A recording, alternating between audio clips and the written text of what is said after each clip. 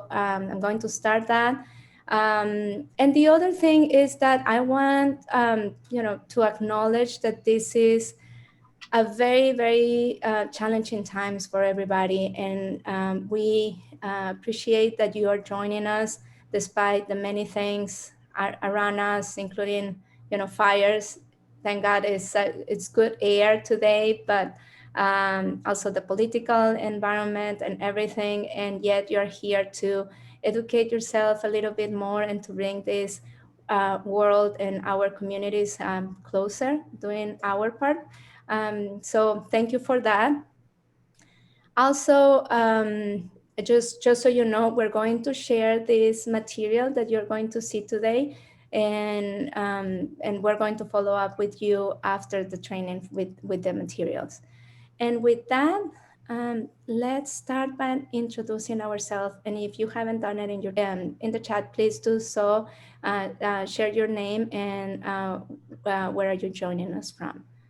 Okay, so let's start.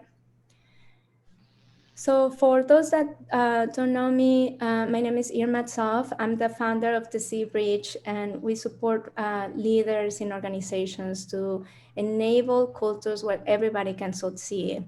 I'm half Mexican, and I have been living in the States for almost 15 years.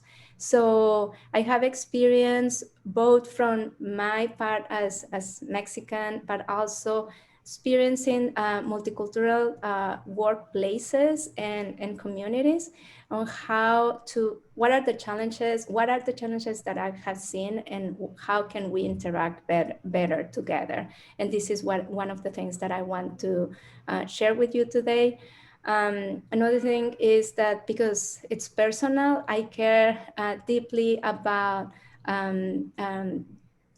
reaching communities, and especially creating equal opportunities. So especially for race and gender, and that led me to create groups like the Latinas in San Mateo County that has been growing, and we have been having a beautiful community there.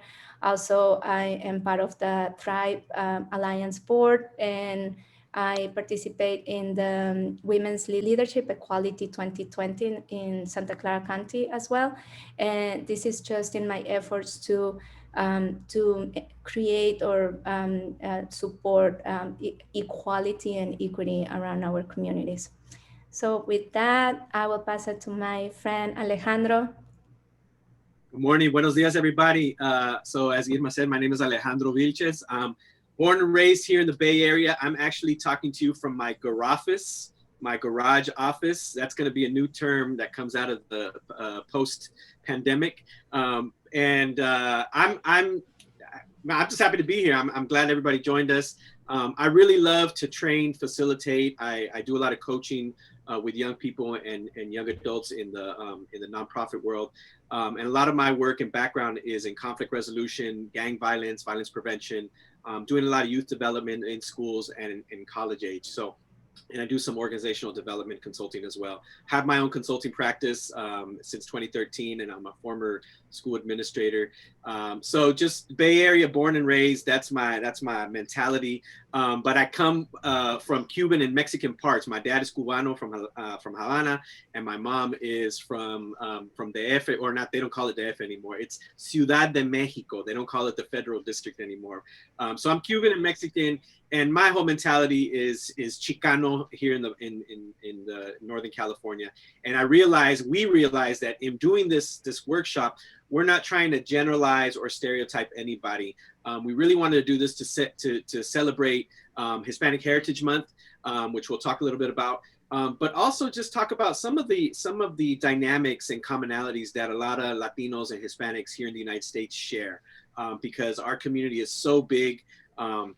There are close to 7 million people, or maybe that's even more, that actually speak the Spanish language. So it's and are native or identify as some. So it's very broad, and maybe those numbers are off. But I just wanted to put that out there, that we're not trying to generalize a stereotype, but really just try to bring some understanding to some of the common practices and ways that we communicate and how that impacts in the workplace. So glad everybody's here. Right. Thank you. So a little bit of housekeeping here. Since this is a virtual environment, it's Zoom, we understand that it's not the same as being present, but we will try our best to make it as interactive as possible. So thank you so much for having your cameras on. I see everybody with that. Thank you so much. We think that this enhances interactions and see who is also joining us.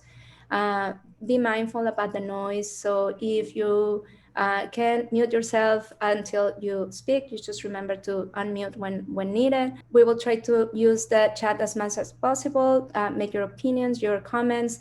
If something resonates with you or you have something to share, please do so. And very important, especially speaking about sensitive topics, which is race and gender and everything else around it. Please be mindful, be sensitive, and assume best intentions. Be respectful for what you hear here, and that will allow us to share more and feel safer, right? And of course, it's Zoom, it's the internet. So if anything happens, just come back. Or if it happens to us, please bear with us and we will be back and try our best to make it work as smooth as possible. If All right. anything happens, we'll do one of these. We'll just do freeze and pretend like we actually did freeze. But so I have a friend that actually did that and he got away with something because he wasn't prepared. So anyway, no, we don't want to do that. I'm just kidding. I'm just kidding. All right. So let's review the agenda and outcomes. Alejandro. So just kind of our roadmap for today is that obviously we're in the welcome and introductions. We're going to jump into some history and heritage and terminology on what it is, because there is so much happening, particularly around this time.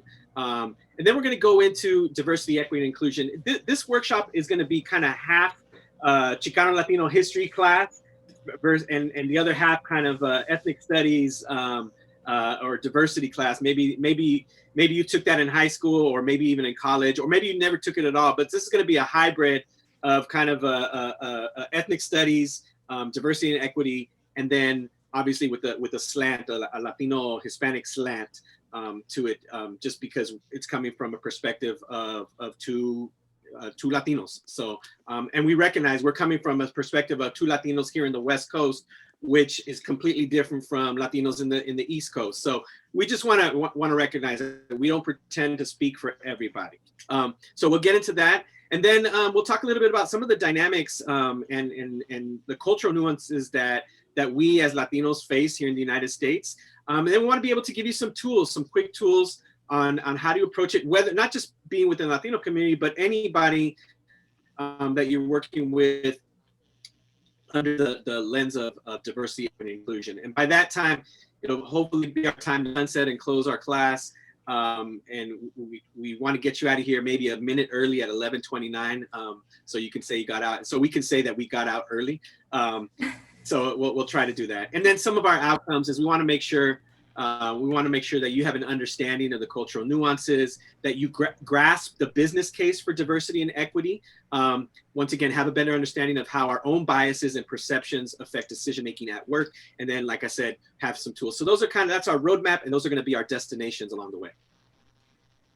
So let's start. So we're in the middle of the Hispanic Heritage Month, and by now I think that you have seen it, you have heard it, but just want to remind you that this is a time to celebrate the importance and the contributions that Latino have brought to the U.S. Okay, and it started with only the Hispanic Heritage Week in 1968. But by President Reagan in the 88, he made it a month long. And why it started in September 15 was because a lot of the countries from Latin America celebrate their Independence Day then. Countries like Guatemala, Honduras, Nicaragua, and Costa Rica celebrate the Independence Day, and then Mexico is on the 16th. Chile is in the 18th, and Belize is in the 21st. So there are many countries, and this is why it was celebrated. It is celebrated during this time. So today we take this time to not only celebrate but also to understand better, and again just honoring that that this is a big group, and and it's with our best intentions to share what we know here. All right, so to start that, and because you have here Hispanics and Latinos and all that, we want um, to do a poll, a question for you. We have a question for you. So let me launch it. Do you know the difference between Hispanic, Chicano, Latino, Latina, or Latinx? Just respond quickly and we'll wait a minute or less. Okay, a few more. Okay, going to end the poll now and we're going to show you the results. So I think that you're in a good place because we're going to show you what it means, each of those, right? I'm literally putting, this is the time of our workshop where it turns into the Hispanic Studies class. So I literally put on my professor's hat, even though I'm not a professor, I'm just a homeboy. It makes me feel like I'm teaching a college class. All right, so let's start. So I'm gonna kind of go word for word, not or term by term. Hispanic refers to people who speak Spanish and or who are descendants from Spanish-speaking lineage. It refers to the language. As Idma said, you know, in terms of Hispanic Heritage Month, I the Hispanic Hispaniola Hispanic land, and which is there's no body of water or body of land that is called Hispaniola. But in terms of the Latin American world, including Spain, the term came from there. The government adopted it in the in the late 60s and onto the 70s and 80s, and then obviously the month was set, or the 30 days, because they don't even give us a month, right? But a lot of the term is used in government forms and applications. It is a way for the system, the government, to kind of categorize anybody who refers to themselves as Spanish speaking from different countries. Then when it goes into identity, we go into Latino, Latina, Latinx, and we'll talk about that. It's used to signify that it's a person from or who descended from any country in Latin America, refers to the geography, and it not so much in terms of political terms, but some national identity where a lot of people, you may be from Colombia and the other person's from Venezuela, but they'll both say, hey, we're both Latinos, we're both Latinas. Latinx, generally a new term that started coming in, particularly in the 90s, mid to late 90s, particularly in academia and amongst the LGBTQIA community, where it's a gender neutral term.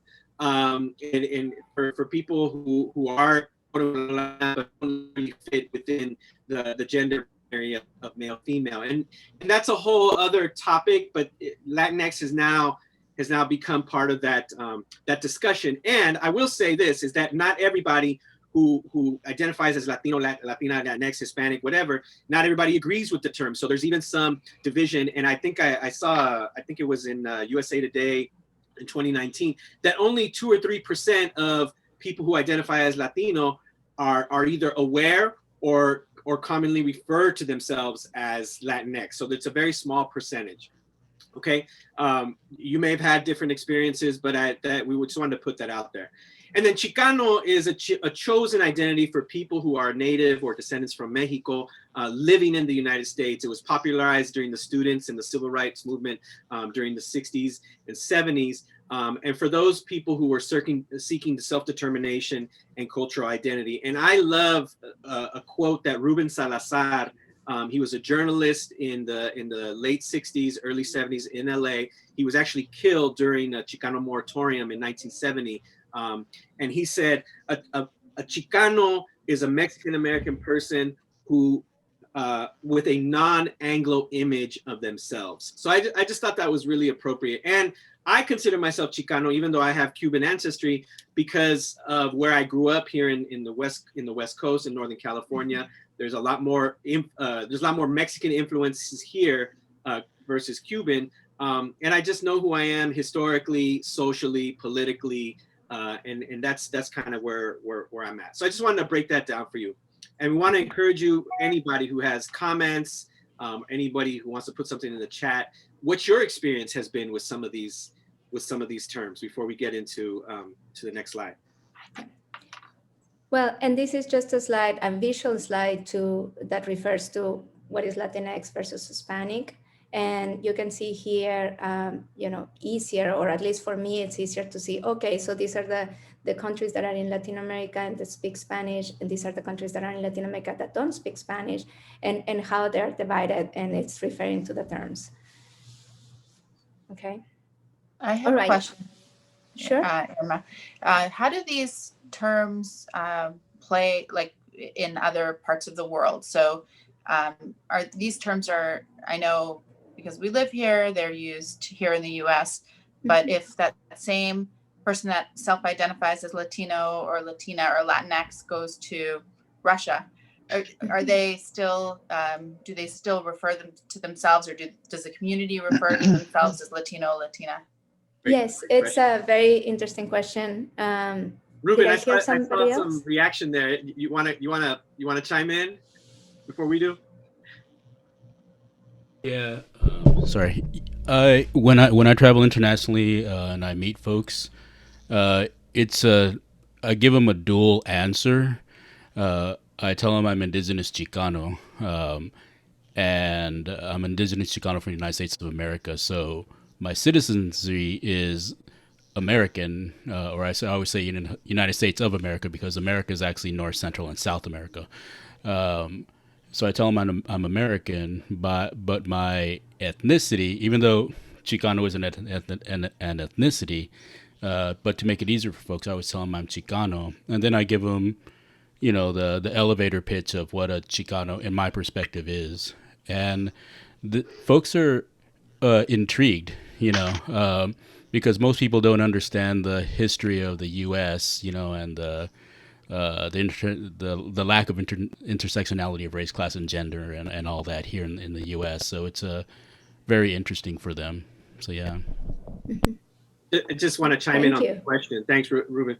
On the question itself, I've never been to Europe, but in my interactions with those that have asked that question who are from Europe, particularly I had a conversation with the German couple down in Fisherman's Wharf, and I was wearing a shirt that said "Proud to be Chicano." This is years ago. And they asked me, well, what does that mean? And one of the things, and so I tried to give them the best explanation as I could. But one of the things that occurred to me is that, and I can only say from my experience, is that that at least from their perspective as Europeans, people from Germany, they identified people in terms of their nationalistic country, like, oh, so you would be Austrian or German or from Norway, and so they categorize, or at least in their terms, they categorize people in terms of where they were from. So they looked at me more as American, and that's why they had the question of what is a Chicano. So anyway, that's just been my experience. Yes, that's really helpful. Thank you.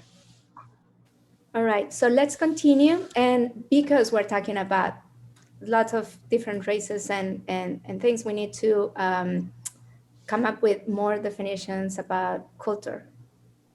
So culture is defined in so many different ways, and we just wanted to put it simple. Culture is how people do life.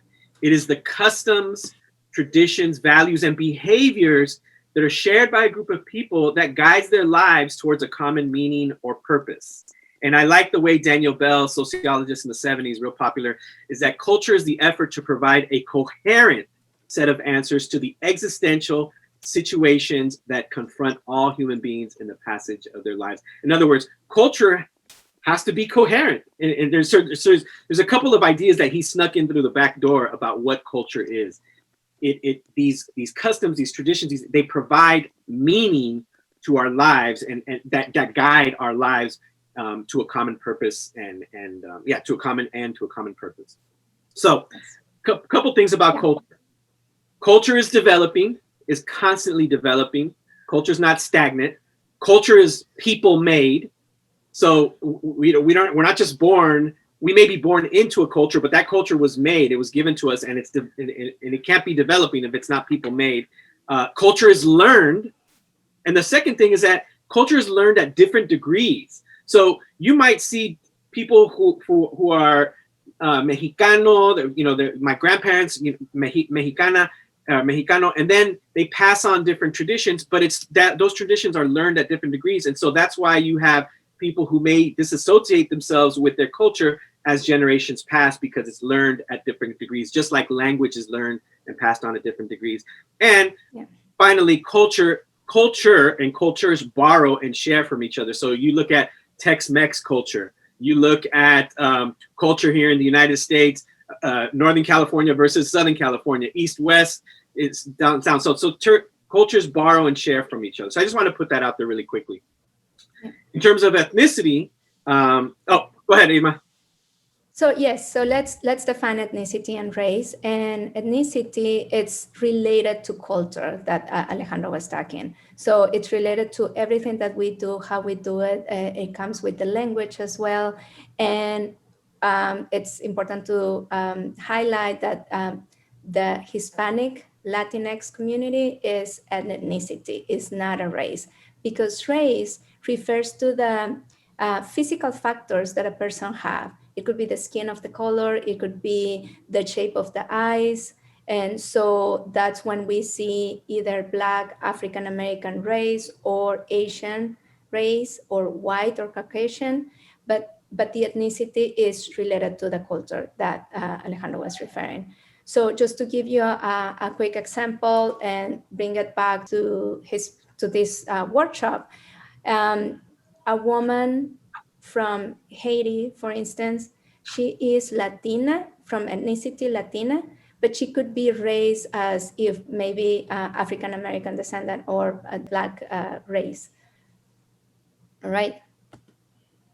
I want to point something out in terms of just race, because race is a social construct, and scientifically, I actually have, if you know who Shaq is, right? Shaquille O'Neal, he's 7 foot tall, bigger, stronger, darker than me, but I actually have more in common with Shaq racially than height-wise, because between Shaq and I, there's only 2 or 3 genes that control your pigment, your skin pigment, and there's actually more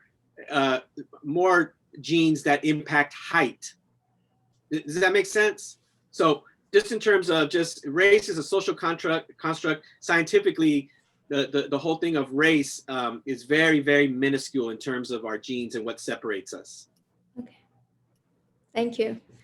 All right, so we are going to continue, and some of this topic might be... Quick question before you go on. What about indigenous? Where does that fall in, the term indigenous? Yes. Relative to race, culture, and ethnicity? If that's okay, you can answer later if it's sure. More, no, this is a perfect timing. Can anyone want to respond to this to make it more interactive?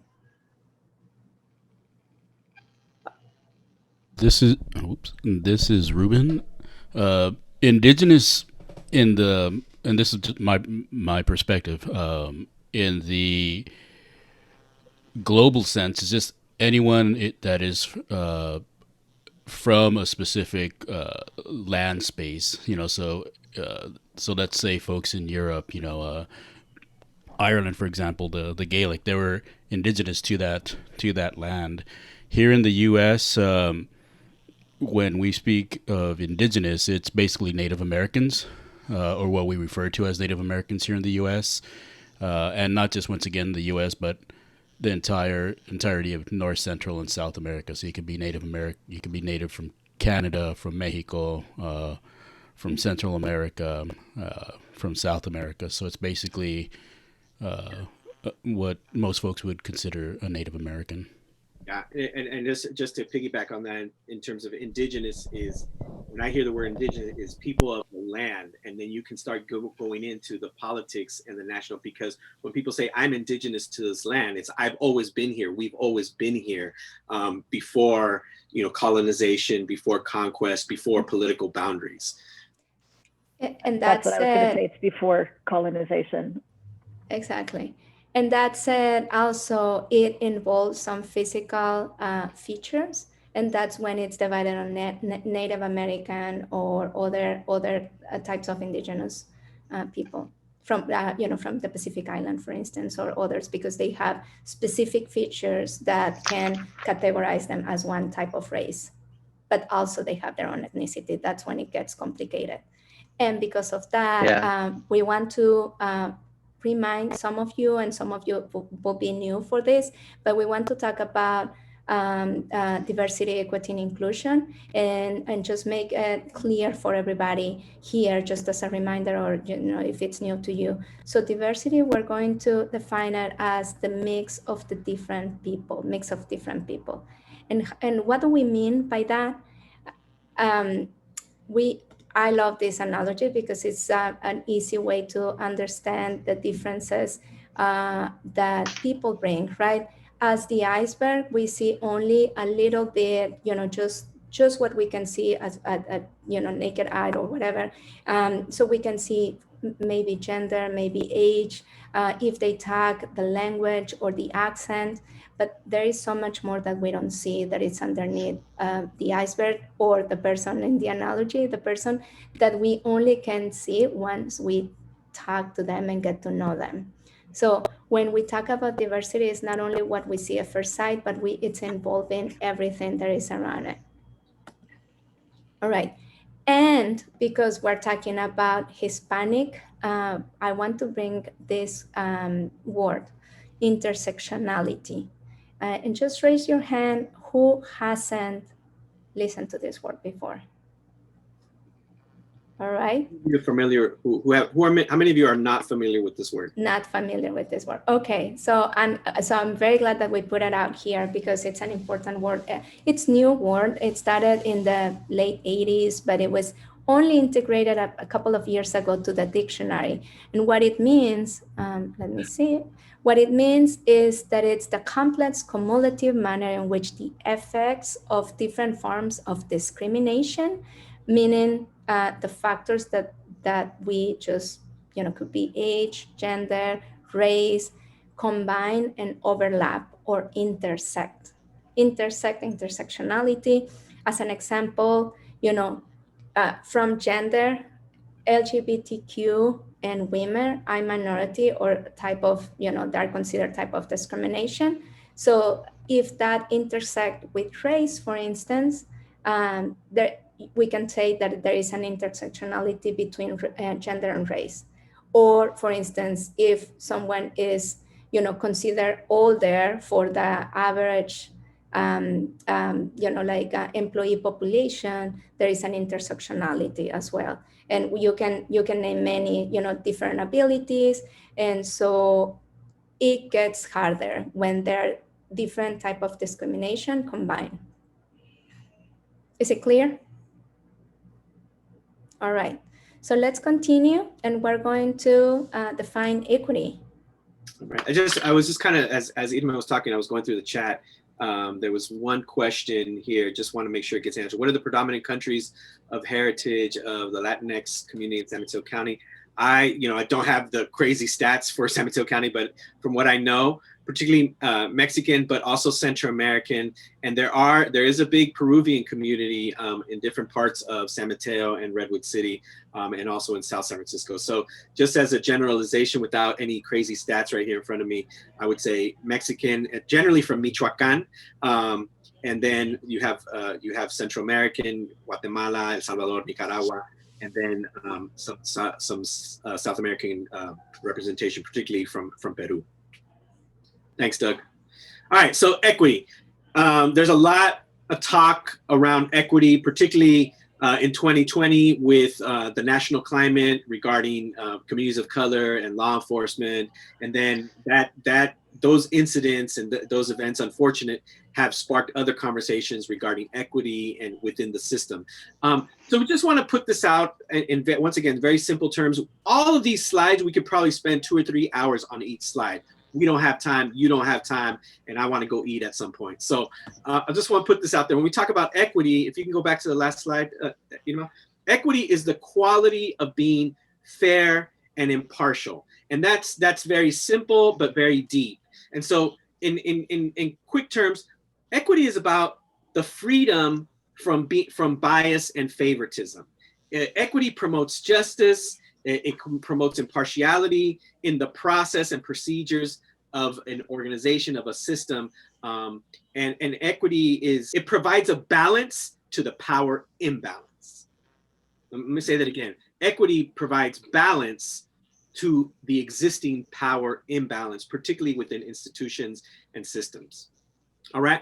So just this next slide. How many of you have seen this slide to try to differentiate between equality and equity?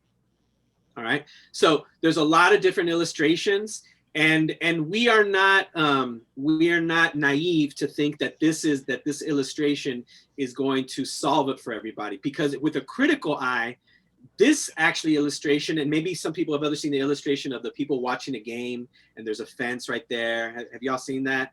So even this illustration actually pinpoints and sneaks through the back door white supremacy, because if you look at the picture, who in the picture is the one with the problem? The short people. The short one.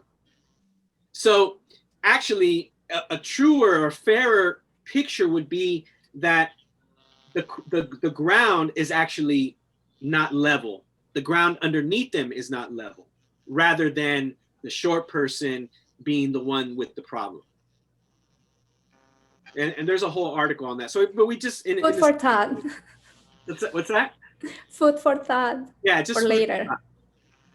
Okay, so let's move on from let's move on from equity to inclusion, right?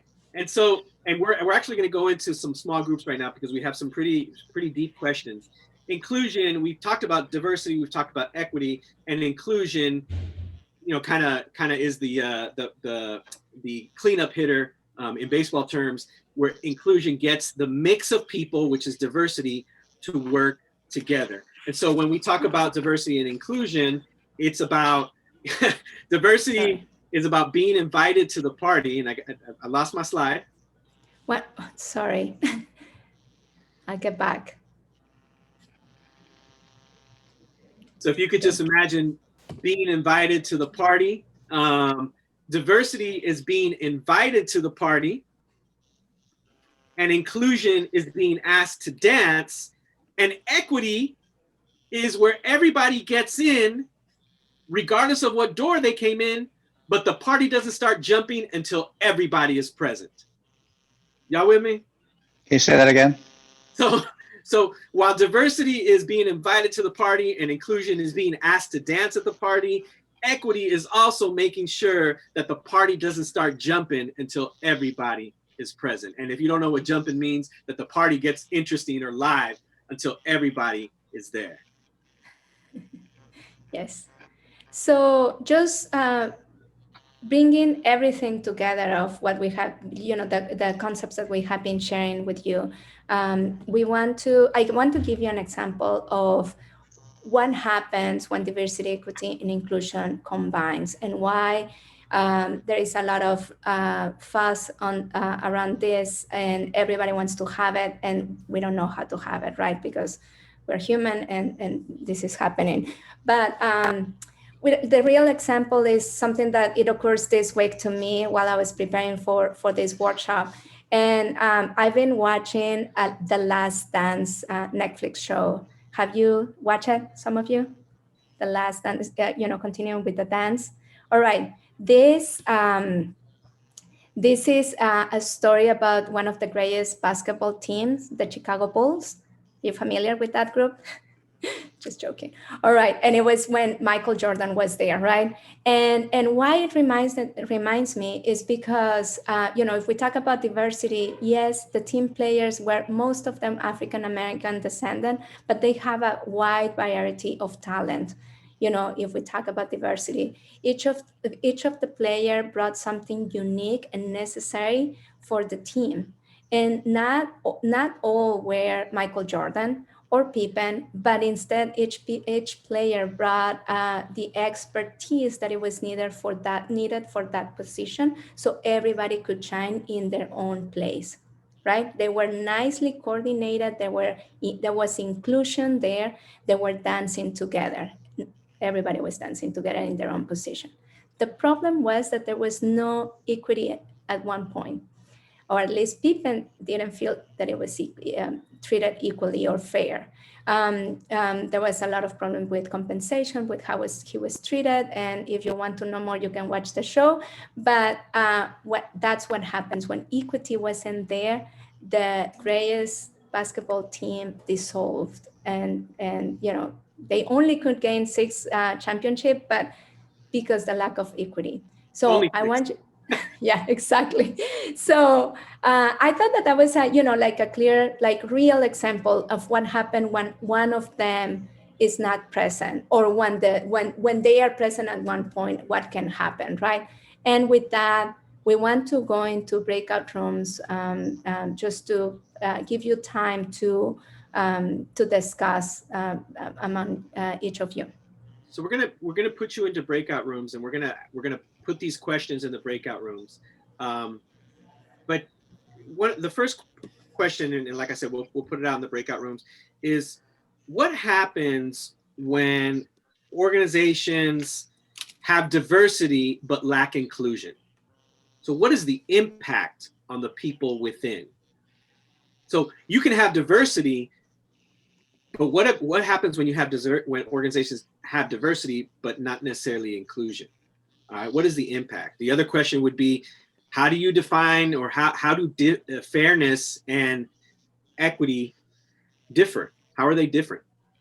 And then the final question is, can you identify an organization or a team, a community group, where the lack of diversity, equity, and inclusion led to challenges? So we know those are 3 questions. If you can get to them, great. Really want to just make sure that everybody participates in the small group, and really ask you to listen. So we're going to put these in the small group. We'll see you in about 10 minutes, more or less. And we're interested to hear what you came up with. One moment. All right. See you shortly. All right. Real quickly, just because we're trying to do a time check, but just quick comments, whether in the chat or large group, preferably in the large group. We don't have a whole lot of time to debrief this, but we know we gave you probably more questions than time. But that first question, I think for us was really important, is that what happens to organizations when you have a lot of diversity but lack inclusion? What's the impact? I really like what RJ in our group said about how you get to inclusion, which is you have to do it through intention and intentionality around it. So I thought that was something I hadn't thought about, really, that it has to be really intentional, going from diversity to inclusion. Yeah, and somebody put in the chat, now what's the purpose, right? It defeats the purpose. Thanks, Kirsten. Thanks, exactly. Doug. Anybody else? What happens to organizations that are diverse but not necessarily inclusive? You lose the diversity because the dominant culture pushes out the less dominant culture. Yeah, that's exactly right. And we didn't talk about this, but when you have a lot of diversity but that lacks inclusion, then what follows is tokenism. So you only go to the Latino, the Islander, the African American when it's issues that pertain to that community, but nothing else. Mm-hmm. Right.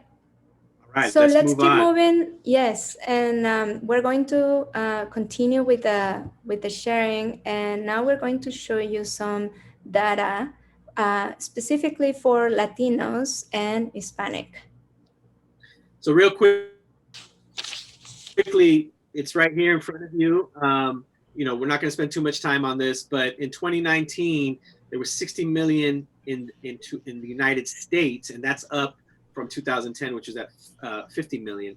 4 and 5 people, Latinos, people who identify Latinos, are U.S. citizens. And then I'll go to this last one.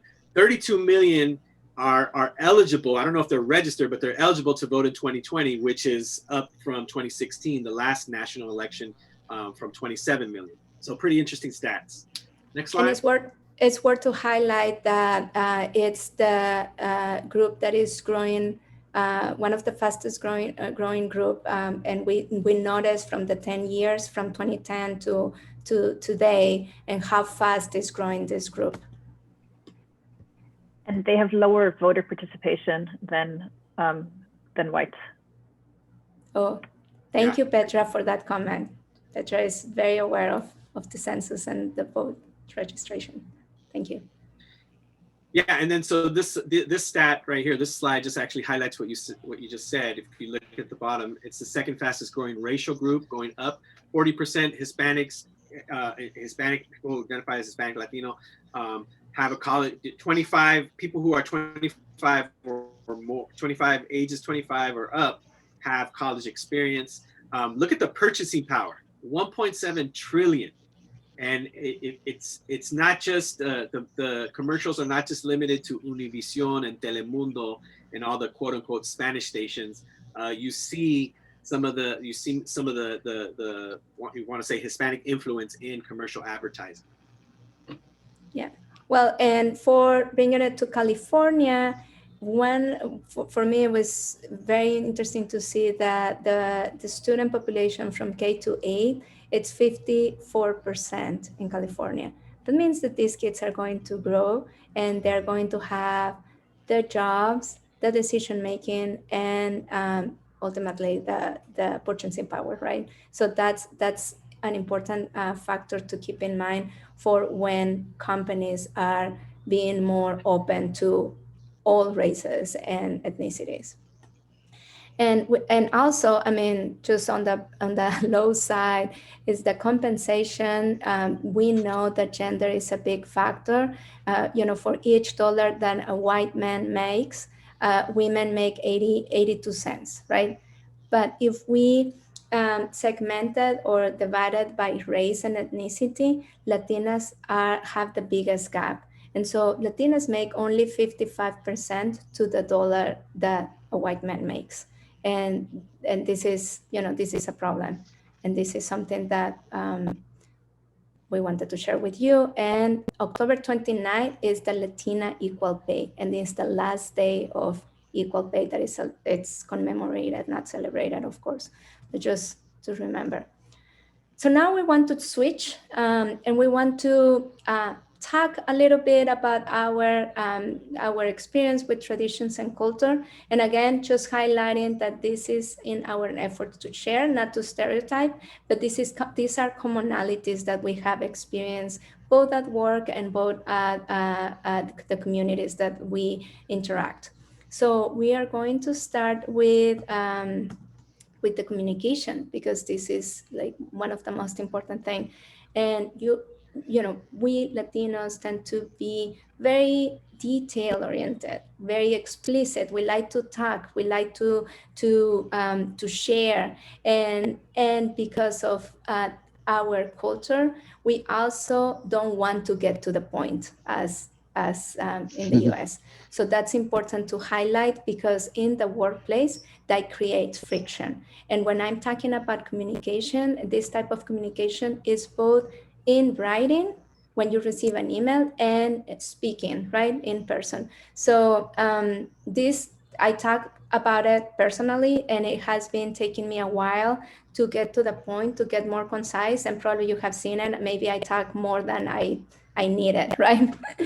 The other thing are how we talk, how we express with ourselves, right? We have our culture is, for us, is easy to refer to others with care, how they look. So we say la chaparrita, meaning the shorty. No, people talk to me like this, but I don't take offensive, because this is with endearment, and we don't take it personal. But when Hispanic bring this to the US, it might create conflict, because people in the US are not used to that.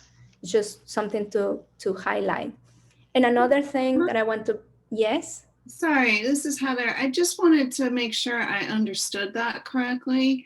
So you're saying in your culture, there are times when you don't try and get to the point directly because the conflict might be involved in the point? I could just chime in. It's so yes. In the form of communication, it's storytelling. It's very detail oriented. And so for us, it may seem rude to just get to the point. Yes, it may seem rude to ask you something without asking you or sharing a little bit about the life that we're in, right? We don't say, can you give me that? Instead, we say, hi, how was your day? Mine was like this and that and that and that. And it's like, by the way, can you give me that? And then by that time, I already lost you. Wow, that's very insightful for me. Thank you. It's a style of communication. It comes from storytelling. It comes from humility. It comes from not wanting. It's almost like it's very rude to be direct to the point. Yes. But of course, so I've been doing work on the white supremacy culture, and that conflicts, I feel like, with white supremacy culture, which is natural and not surprising, but I've never heard that called out. Interesting. Thank you.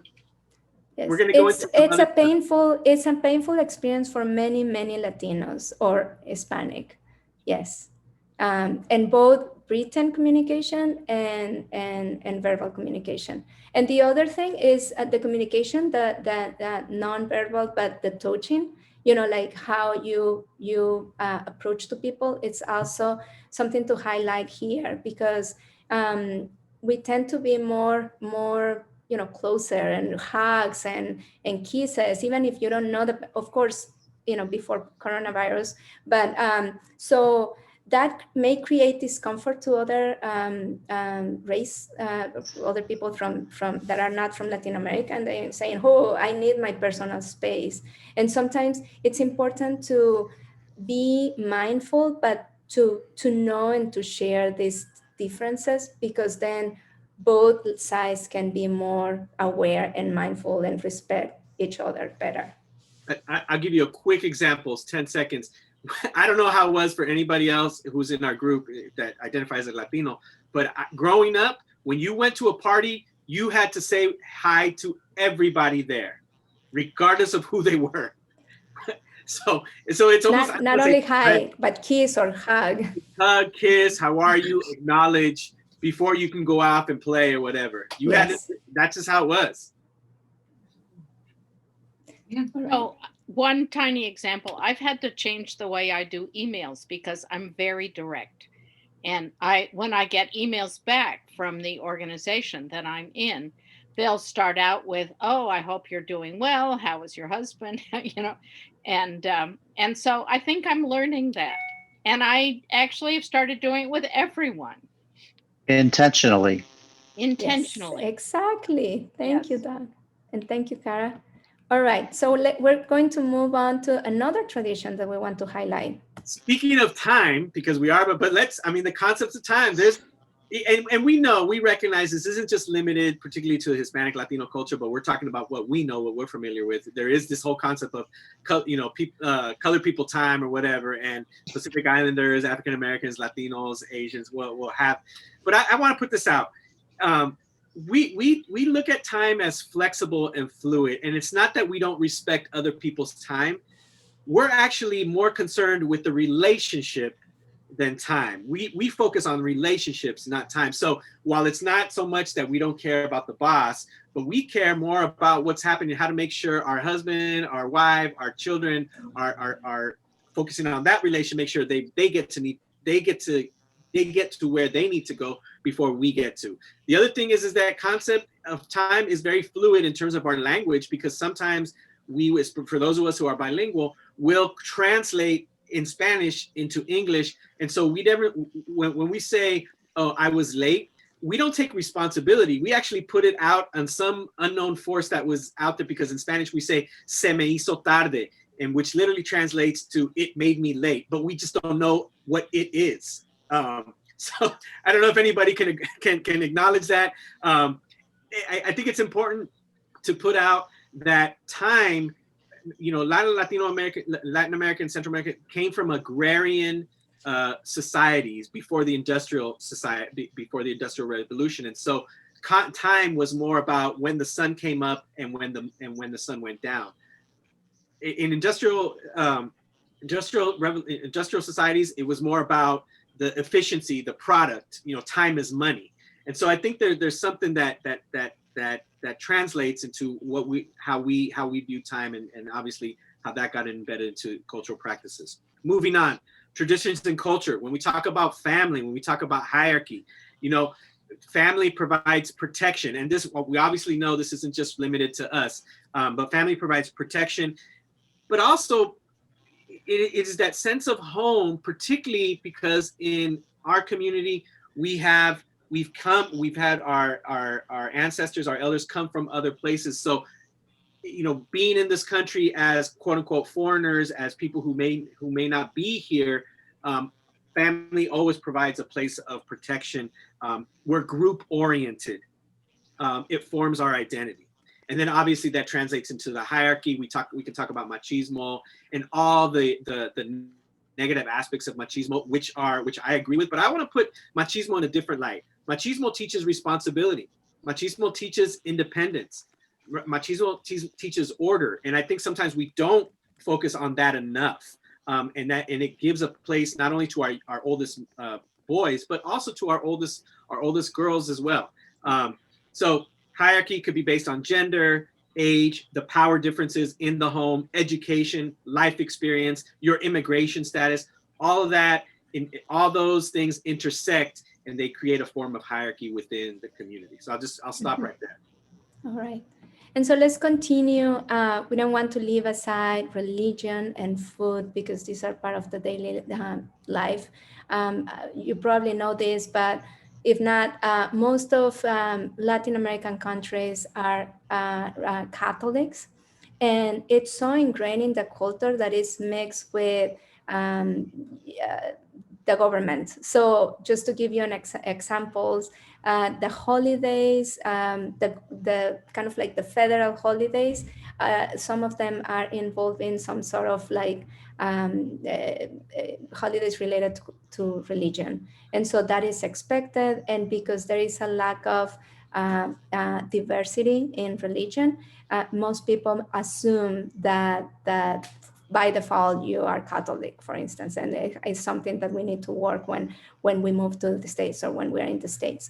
And also food, just to highlight, you might see and there is Mexican or Peruvian food, and we are so proud of the food. It's part of our life and it represents our ancestries.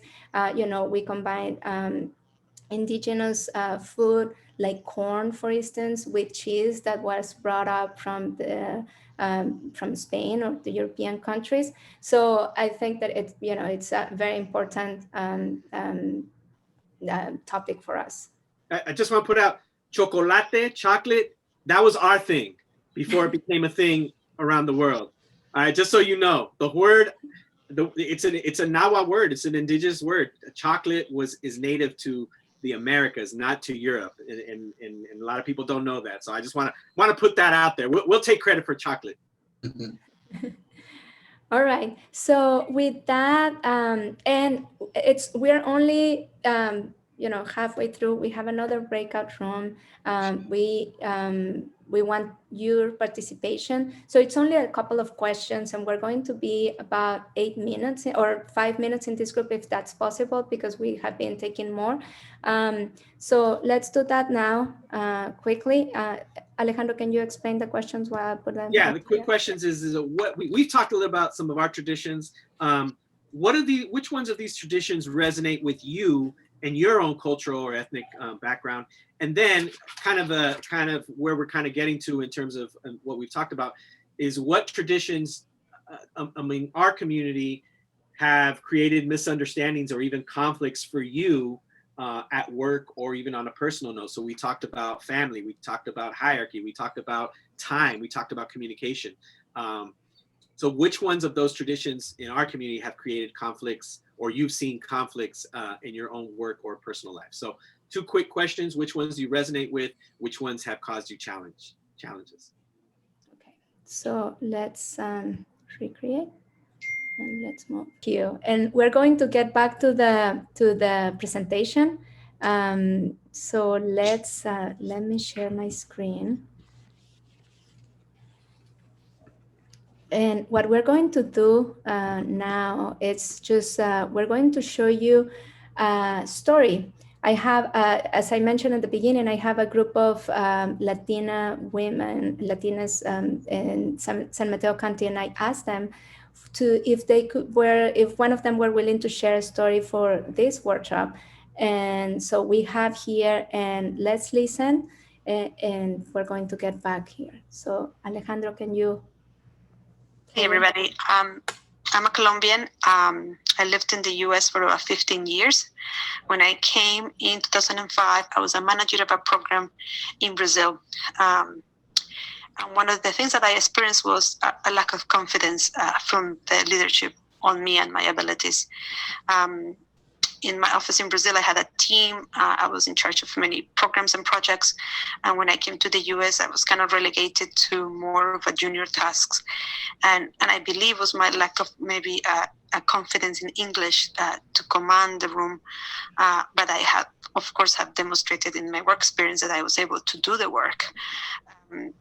So those difficulties in language, which is speaking clearly in English, but also speaking in culturally, going straight to the point, being very direct and clear. I have not developed those. I believe I have now after 15 years, I hope, but at the time I did not have that ability. And that really meant that I had to wait and sit and see other people being promoted. I really hope that you learned something from the experience. Thank you. Right. So what do you think that it happened here? What was involved for having this experience of not trusting or not just making it so hard for her? If you want to share on the chat, or if you want to open your mic. Just a quick experience when I worked in the corporate world. One of my coworkers was head of the Latin American desk for foreign currency derivatives, and she used to trade energy prior to that job. And she was from Mexico City, and she had a very heavy accent.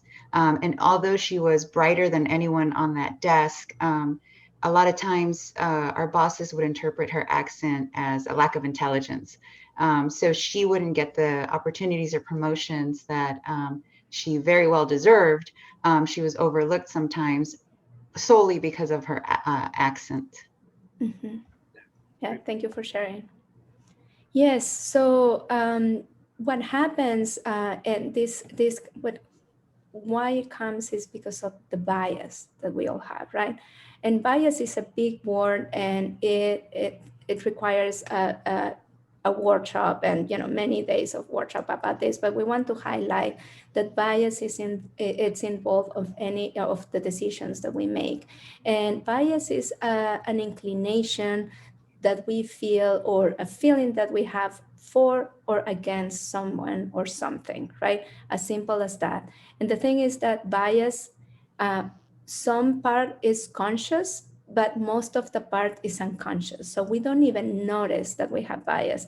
It's some sort of like 40% is conscious and the rest is unconscious.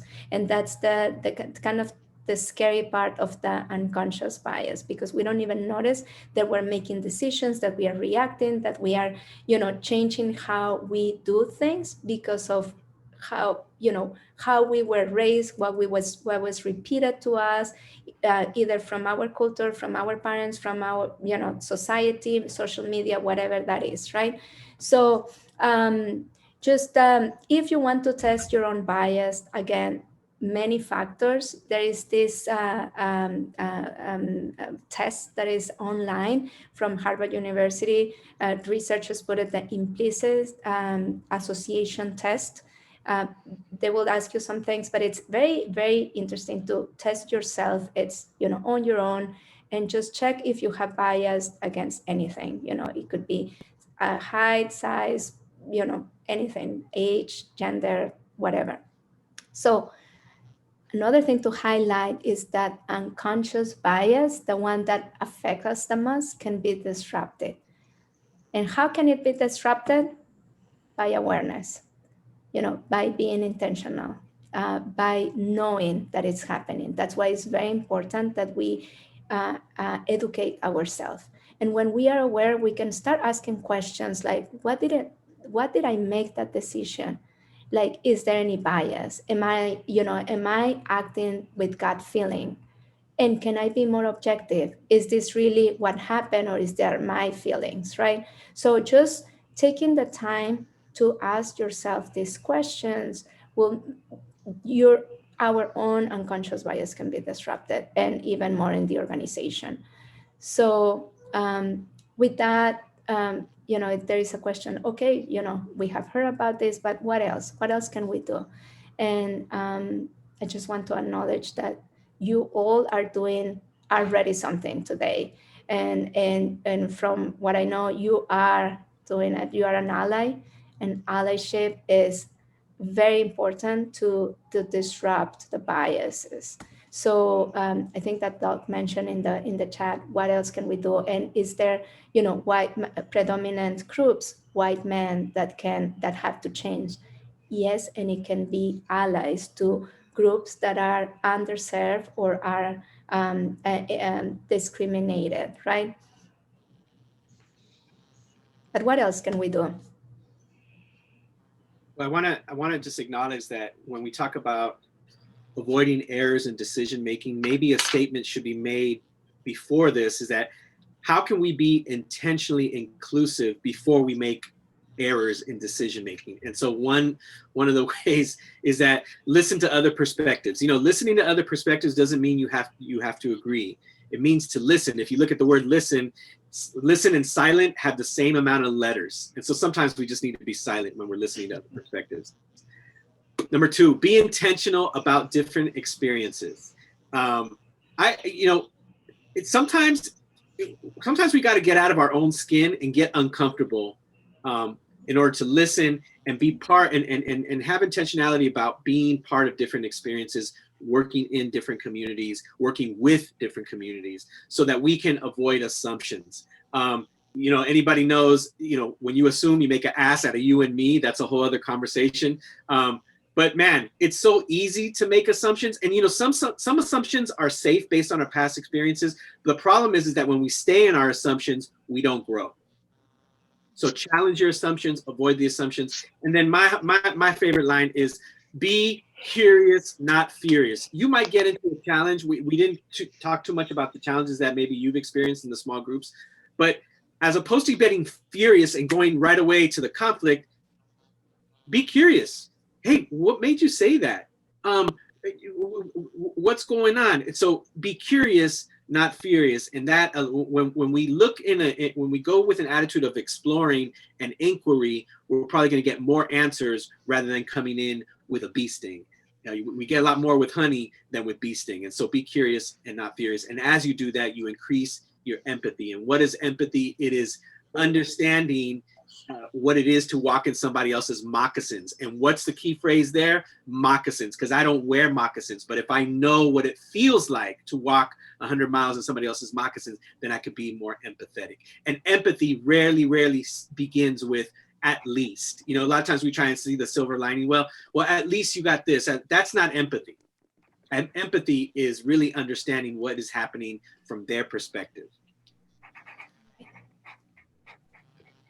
And just to remind, as a reminder, to reduce our own bias, it's just being aware, just like knowing where you are and what is happening. And once you take that time, you can recognize behaviors, you can recognize whether you have assumed something right away, because it's your instinct, it's our instinct. So once you recognize it, you can redirect your actions how you want it to be more objective, right? When you see, okay, I have a bigger perspective and this is really what happened, it wasn't my first reaction, just take the time and redirect. It's all, sometimes people don't like to change their minds after they made a decision, but it's better to change their mind than stay with the wrong response, right? And then you need to make it part of your life. So little actions, it's what is going to change over time. And because we are all biased, because this is how we are born, this is something that help us succeed, right? Like there is so much going on that our instincts help us, but also it can create this exclusion and all these things. So be aware, take the time, and once you can do, you can recognize and redirect, is when change happens, and then eventually you won't even notice when it's happening. I think that with that we had a little exercise for a couple of minutes, and I think that we have time for that. So it's because we do have time. I'm just I just really am curious as to hear what was said in the breakout rooms regarding challenges. And we don't have to spend too much time, but we want to just recognize that we didn't allow you to debrief that. But anything that came up in the last breakout room regarding challenges that you've experienced, what are some of the things that you resonate with, and some of the things that has gotten maybe you or other people into hot water? And just maybe 30 to 45 seconds, anybody, just before we close out. And if not, we can move on. Well, in our group, we shared about how when you ask students from another country, sometimes they're very hesitant to tell you how things can be improved. So in their culture, you don't say to authority, it should be this way or that way. So they hesitate to say their real feelings or thinking. And for me, what resonated was food and family. And the conflict is getting used to this concept of time. So, we would always make a joke and say, well, it's Filipino time. So that means it's not going to start on time. So just relax, just whenever it starts. So that's a big thing, is time. Thank you, sister. Anybody else? Thank you. Before we move on?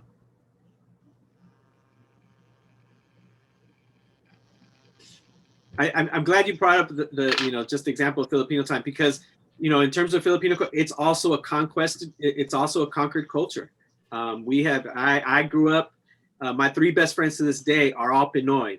They're all Filipino, and because we have a lot of similarities, and it goes back to a lot of the conquest. So a lot of mannerisms, even some of the words are very similar. Okay. So in terms of just our individual exercise, we just want to recognize the time. We were a little behind. It's 11:28. We try to get you out at 11:29. But just in terms of, you can put it in the chat, or what landed well? What did you like? What was your takeaway from our workshop, our time together? I put a link on the chat. You can log in, and then we can just share there what went well, what's your takeaway, and also if you can think about an action that you can, because of what you learned here, that you can implement either at work or at your daily life. Saying the communication piece was fascinating to me, and I want to dig into that some more. I also appreciated how much it resonated with my experiences with Greek culture. Next being more intentional and inclusive in our organization. Thank you. I finally know the difference between Chicano, Latinx, and Hispanic. Good job, Nancy. Thank you. Any actions that you're doing? Well, you put it up here. Next steps, being more intentional about inclusion in our organization. Perfect. Thank you so much. All right, so we want to, well, I'm putting this up again. We want to share the last piece. Let me just, we want to close with this phrase from Cesar Chavez. Preservation is one's own culture, does not require contempt of disrespect of other cultures. So you don't have to agree or not agree on the culture. It's about just like being us, right? I want to just throw out, so we put this out there because we're very proud of who we are. Irma, born in Mexico, I was born here, and there's a lot of commonalities, and we connected right away. And we wanted to make sure that we highlighted. We believe we can highlight our own culture without putting anybody else down, and that's one of the reasons why we like that quote. Really want to thank you all for participating. We went 2 minutes over. I'm sorry about that, but thanks for staying. Really, I know that we'll be sending out an evaluation, but really just want to just thank you for your engagement and participation, not only in the large group, in the chat room, but also in the small groups as well. Yes, thank you very much. We will follow up with an email with the materials and the evaluation. So yes, and we love to spend more time and this information with you. And thank you so much. Have a wonderful weekend. Have a great weekend.